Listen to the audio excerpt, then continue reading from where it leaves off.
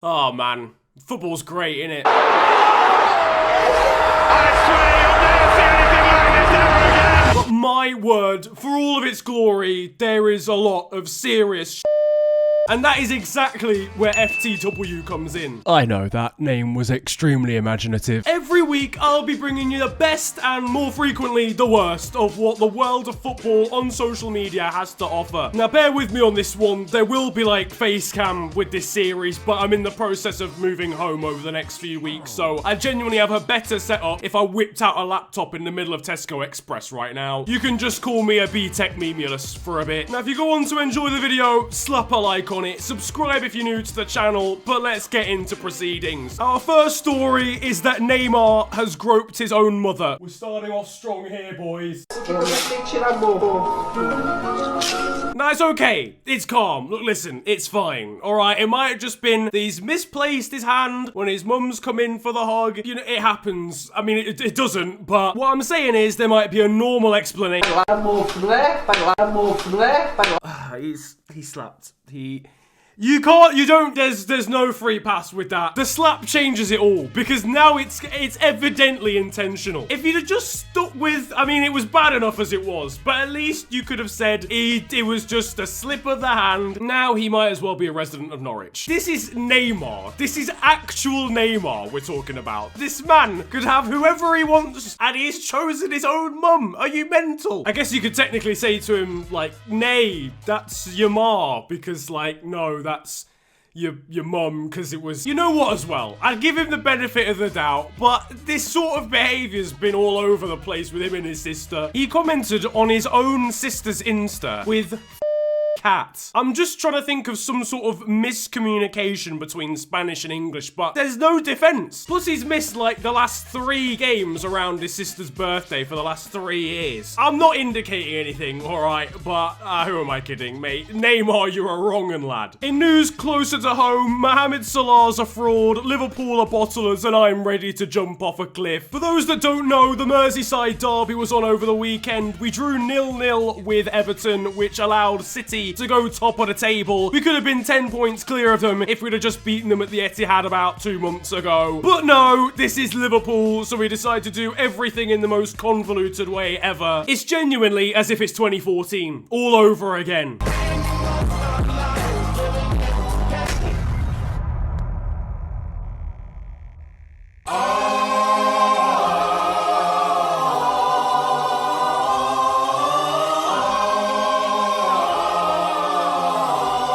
It's an absolute shambles, and Jurgen Klopp's blamed the weather again. This time, apparently, it was too windy for us to be able to get the ball down and play our game properly. I'm not being funny, Jurgen, but the wind is there for both teams, alright? Before, it was the short grass against City. The injuries for United somehow affected our flow when we played them. And this time, it's not the players, it's not the tactics, it's not the substitutions, it's the dying embers of Storm Doris from off the coast of Venezuela. The Everton ball boy also managed to absolutely rattle Jurgen Klopp at the end of the game by sarcastically clapping him. I've got to say I'm impressed. It is absolutely excellent housery. The type you only learn when you're watching a team week in, week out that hasn't won a trophy in your entire lifespan.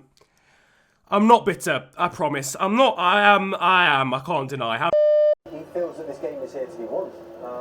It is a tricky one because, you know, if they open up too much, Chelsea will be there to counter them. That is the last time I ever walk into the shower room with Antonio Rudiger. Alright, I'm sorry, but the state of these cheesy chips somewhere in Bradford. What is going on here? Literally, what is going on here? Who in the universe has ever wanted cheesy chips but had the image in their mind of a plate of chips with a block of cheese on it? Are they expecting me to take my own grater to a football stadium? Now, we all know the story of Kepa Arrizabalaga in the last couple of weeks. Manager thinks he's a little bit injured, Slash doesn't want to have him on in a penalty shootout, decides he's gonna come off. Kepa's like, absolutely not sunshine, basically says, look at me, sure.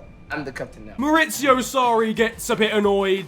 And by a bit annoyed, I mean absolutely furious. Willy Caballero watches on like the awkward child whilst his parents are having a fully fledged argument in the living room. Oh, Willy, you poor little bold child. Kepa shafts it in the shootout and City win the Carabao Cup. End of story. Well, you thought that was the case, but seemingly that story's inspired other things around the world. Now, over in Turkey, Çaykur Rizespor have just won a penalty for a handball in the area. Now, there's two main characters in this story. First of all, we've got Cameroonian striker Leonard Kouyaté. And second of all, we've got the manager of this Turkish side, who I'm just gonna name Steve, because I don't know what his name is. So there's an argument going on for who should take the penalty. One player signals over to the manager to take a look at what's going on. It becomes clear Steve doesn't want Kouyaté to take the pen. I swear to God, I swear I'm gonna knock this guy out. I'm gonna have to, I'll ask you to move back. You're moving mad. Leonard, who even calls their kid Leonard? Sir, you're 57. Steve proceeds to angrily shake a water bottle about the gaff. The bearded snitch from earlier looks very despondent about the issue. Kouyaté tells him, presumably, to suck his mum in his native language. Basically, it all hits the fan, but Kouyaté steps up, scores, and then celebrates like this.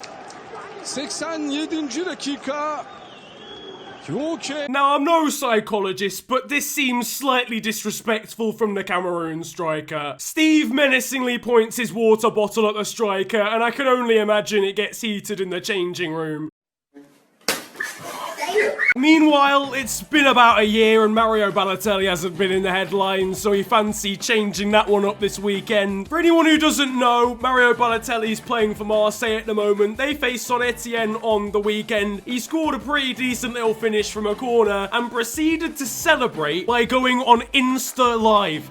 I literally love this man. I just love the presence of mind. I don't think I've ever thought when I was, whenever I was playing football ever, to stick it in the back of the net and proceed to be like, oi, Francois, mate, give me your phone. Why? Why do you want Francois, my phone? I don't understand. Give me the phone. Whose phone even is it as well, by the way? Is it the steward's phone? Because if it's the steward's phone, then he's got to physically log into Instagram. He's even assuming the steward has Instagram downloaded on his phone. What do you even post to Instagram as a steward? And if it's his phone, then how was the steward just magically placed in the right position to be able to just give him the phone after scoring the goal? That's ridiculous. On top of that, what are the Saint-Etienne players gonna do whilst this is all going on? Are we gonna get this game underway at any point? Nah, mate, sorry.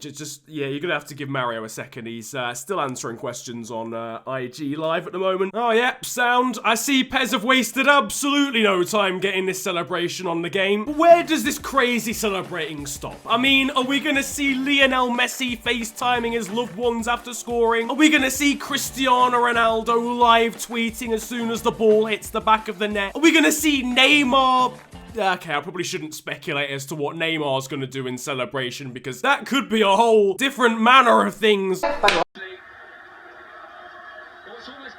Solid reactions there, Tom, mate. Cat-like reflexes, it's gotta be said. Alright, now elsewhere in the lower leagues, the rules of football are getting bent by some slightly interesting substitutions. Bolton sub. No one off. Will Buckley on. 82nd minute. Now, I don't know about you, but it seems a little bit controversial that Bolton are allowed to play with 12 players. That's just me, though. It's that young man who scores again!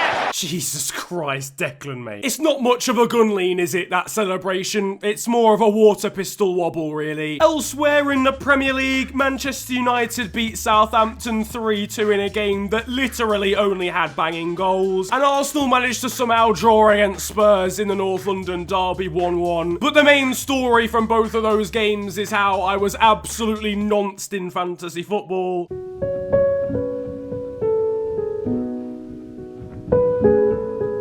And finally, Aberdeen decided to go a bit experimental with their banners this week. Morelos, tu madre es un colchón. What does that actually mean?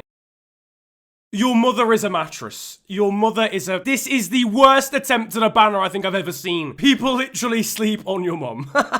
Just unreal. But that is it for the first installment of FTW this week. Let me know what you thought about it down in the comments section below. If you enjoyed, slap a like on this one and subscribe if you are new to the channel. It's the big red button under the video and it massively helps me out. You can also follow me on social media these days too. My Twitter and Insta are at @theofficialfng and links are down below. But it's been a pleasure ranting at you guys today. Have a great day, enjoy yourselves, and goodbye.